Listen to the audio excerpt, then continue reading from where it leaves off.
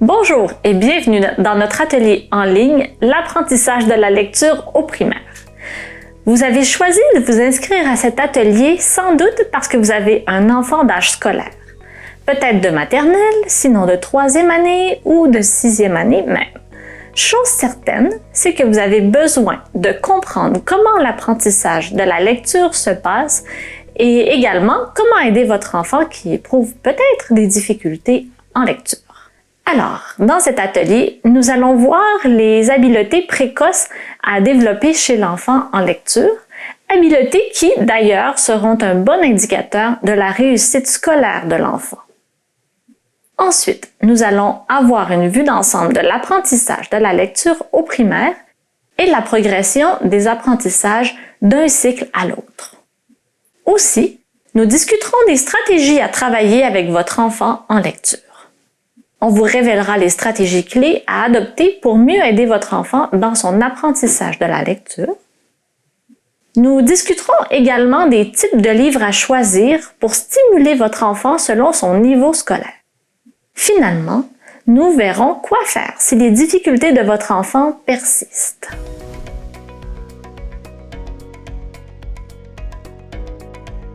Nous allons commencer avec les habiletés précoces en lecture, c'est-à-dire en maternelle, quand votre enfant commence à s'initier aux lettres, aux livres et aux sons. J'aimerais que vous vous questionniez un petit peu au sujet des facteurs prédictifs de la réussite des premiers apprentissages de la lecture et de l'écriture à la maternelle.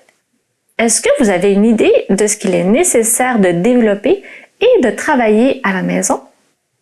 À quoi devez-vous porter votre attention pour être sûr que votre enfant ne développe pas de difficultés à plus long terme? Donc, nous avons toute la question du livre en tant que tel. Je prends ici le livre « Coup de pouce au roi grenouille ». C'est un livre que je peux lire à mon enfant. Déjà, il faut que l'enfant apprenne à tenir le livre. Est-ce qu'il le lit à l'envers, à l'endroit? Est-ce que vous suivez avec votre main le texte que vous lisez pour que l'enfant sache qu'on commence à gauche pour se diriger vers la droite? Est-ce que vous exposez votre enfant aux lettres de l'alphabet? Ici, nous avons un abécédaire qui s'appelle l'abécédaire des super-héros. C'est une très belle façon d'amener les enfants à connaître les lettres. Il en existe plusieurs en album jeunesse que vous pouvez vous procurer en librairie. Ensuite, le principe alphabétique, c'est de connaître la comptine alphabétique de A jusqu'à Z. Puis, il y a toute la question du vocabulaire.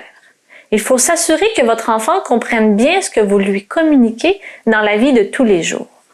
Si vous voyez que parfois, lorsque vous lui demandez de faire quelque chose et qu'il fait autre chose, c'est peut-être parce qu'il a de la difficulté à comprendre les nuances de vos consignes ou peut-être que vous avez donné trop de consignes en même temps. C'est ce qu'on appelle le langage réceptif. Comprendre le message et l'interpréter. Il faut être attentif à cela. Le langage expressif, c'est comment il s'exprime. Est-ce qu'il compose seulement des petites phrases avec certaines lacunes? Maintenant, ce qu'on travaille beaucoup à l'école, ce sont les jeux sur les sons. Ces jeux sont extrêmement importants pour le développement de la conscience phonologique. Qu'est-ce que la conscience phonologique? C'est l'aisance à manipuler les mots et les syllabes, à reconnaître des rimes, à produire des rimes, à distinguer les syllabes, à distinguer les mots. Pour nous aider, il existe plusieurs livres de comptines. Ceux-ci nous aideront à travailler les rimes et les jeux de sons et de mots. Donc, à partir d'un mot, il est possible de travailler plusieurs concepts. D'abord, est-ce que je comprends le mot? Est-ce que je le connais? Combien y a-t-il de syllabes, de sons, de lettres, de mots dans ma phrase? Par exemple, dans le mot éléphant, j'ai 3 syllabes. Éléphant. Mais j'ai beaucoup plus de sons. Éléphant. Donc 5 sons.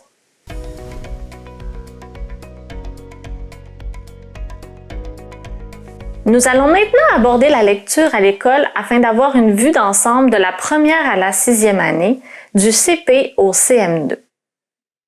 Au début de ses apprentissages, en première année ou au CP, votre enfant va déjà apprendre à faire une combinaison de mots simples qu'on appelle CV.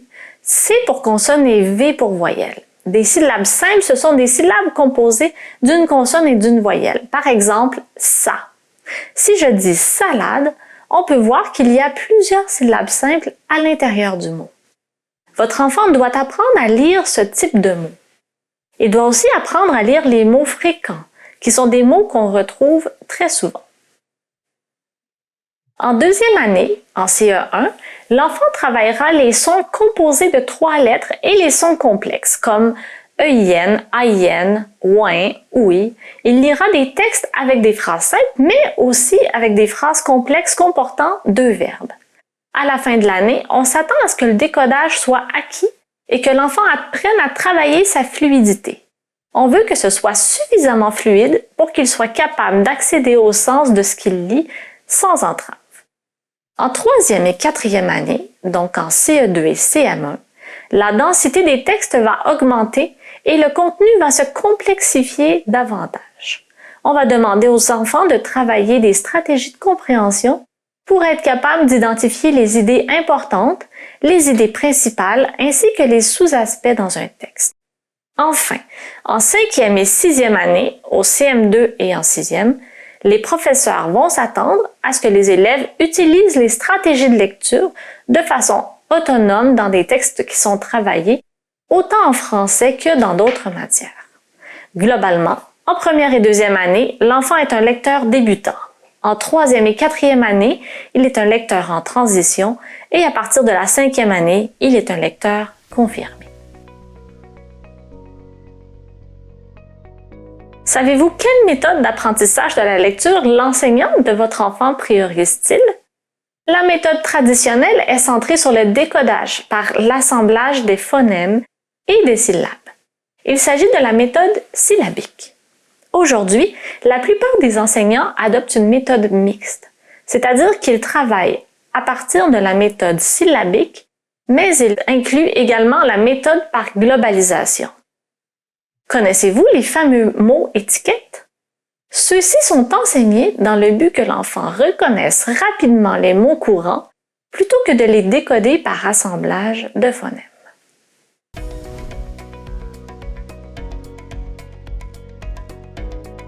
Nous allons maintenant voir ce qui peut être fait à la maison avec votre enfant.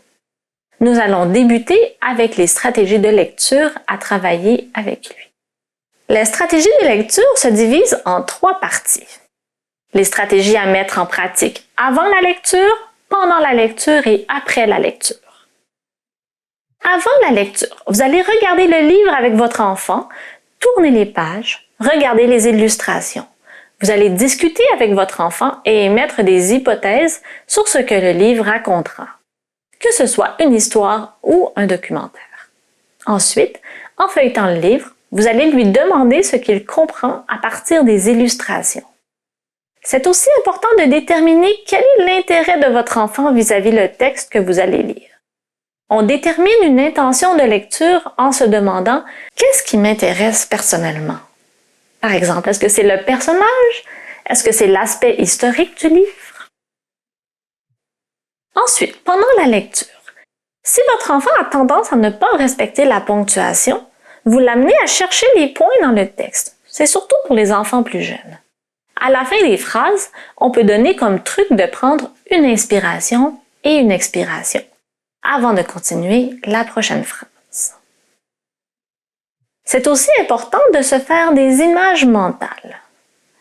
Tout en lisant, vous pouvez lui demander de s'imaginer ce qui se passe dans le paragraphe ou dans le chapitre en version film dans sa tête et de vous le raconter par la suite. Vous pouvez aussi lui demander de dessiner son film. Si votre enfant se bute à un mot, vous pouvez l'inciter à découper le mot en syllabes.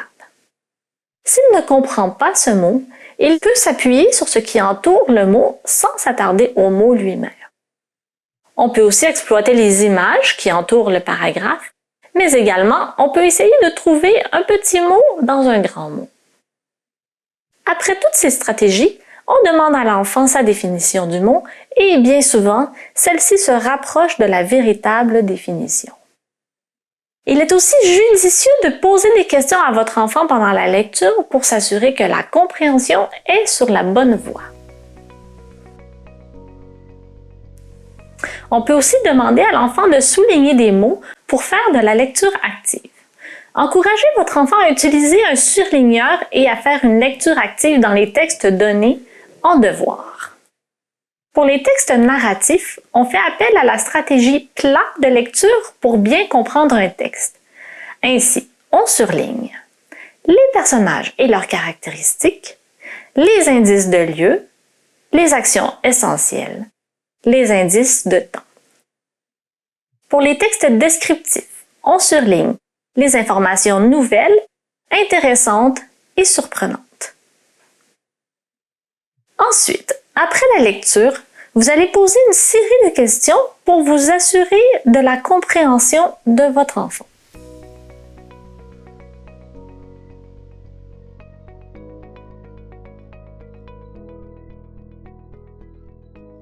Le but de toutes ces stratégies est de réagir à la lecture et de développer le plaisir de lire. Maintenant, vous vous demandez peut-être quel livre choisir. Il faut choisir des livres bien adaptés aux intérêts et aux capacités de votre enfant. En première année et en début de deuxième année, vous recherchez des phrases courtes, des espaces entre les lignes, des sons simples comme en, ou, oua, un et quelques sons complexes comme œil, heure et yin. Des mots fréquents comme j'aime, il est, il fait, avec, dans. En deuxième et troisième année, vous rechercherez des livres hybrides avec texte, bulles et illustrations.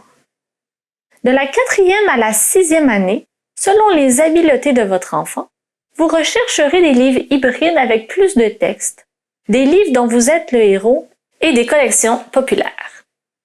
Je vous invite à vous référer à votre document d'accompagnement pour avoir la liste des ouvrages que nous vous conseillons.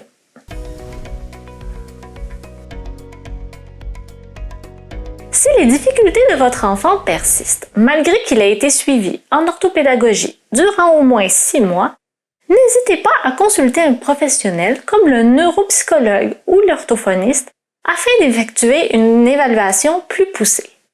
Votre enfant pourrait alors bénéficier de mesures d'encadrement supplémentaires à l'école. Par exemple, il pourrait avoir des textes avec des caractères grossis ou l'accès à des outils technologiques tels que la synthèse vocale. Je vous remercie d'avoir participé à cet atelier. Ce fut un plaisir de vous accompagner dans votre recherche d'outils pour aider votre enfant.